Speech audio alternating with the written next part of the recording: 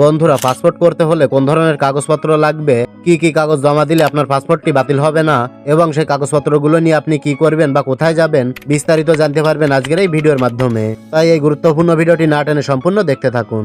ওকে, তো পাসপোর্ট করতে গেলে প্রথমত আপনার লাগবে এনআইডি কার্ডের ফটোকপি।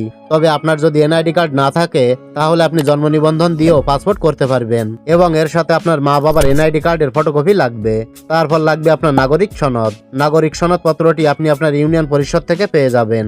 আর আপনি যদি শহর এলাকায় বসবাস করে থাকেন তাহলে কাউন্সিলরের অফিসে নাগরিক সনদ পত্রটি পেয়ে যাবেন। এরপর লাগবে আপনার ঠিকানার প্রমাণপত্র।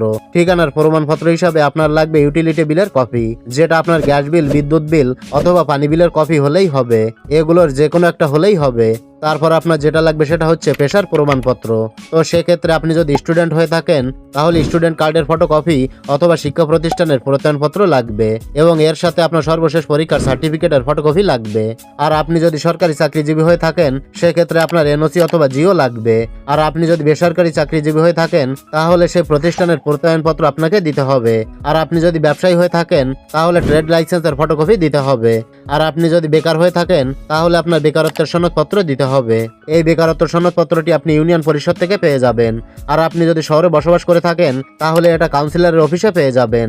এই সকল ডকুমেন্টস গুলো একসাথে নিয়ে আপনি পাসপোর্টের জন্য আবেদন করবেন যে কোনো কম্পিউটার থেকে। তাহলে আপনি একটি আবেদন ফর্ম পাবেন এবং সাথে একটা পে সামারি পাবেন। এই পে সামারিতে লেখা থাকবে আপনার পাসপোর্ট করতে কত টাকা লাগবে এবং সেই পরিমাণে টাকা আপনি ব্যাংকে জমা দেবেন। ব্যাংকে টাকা জমা দিলে সেখান থেকে আপনাকে একটি জমাদান রসিদ দেওয়া হবে। তো যে সকল কাগজপত্রগুলো নিয়ে আপনি পাসপোর্টের জন্য অনলাইন করেছেন এবং অনলাইন করার পর যে সকল কাগজপত্রগুলো পেয়েছেন সমস্ত কাগজপত্রগুলো একসাথে করে আপনি নির্দিষ্ট দিনে চলে যাবেন পাসপোর্ট অফিসে। তারপর সেখানে আপনার ফিঙ্গারপ্রিন্ট অথবা ছবি নেওয়া হবে এবং আপনাকে একটি ডেলিভারি স্লিপ দিয়ে বলা হবে আপনার ফোনে এসএমএস গেলে এখানে এসে আপনি আপনার কাঙ্ক্ষিত পাসপোর্টটি নিয়ে যাবেন।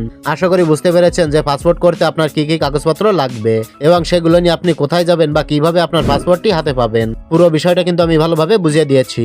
তো এটাই ছিল দেখানোর। ভিডিওটি ভালো লাগলে লাইক, কমেন্ট ও শেয়ার করবেন।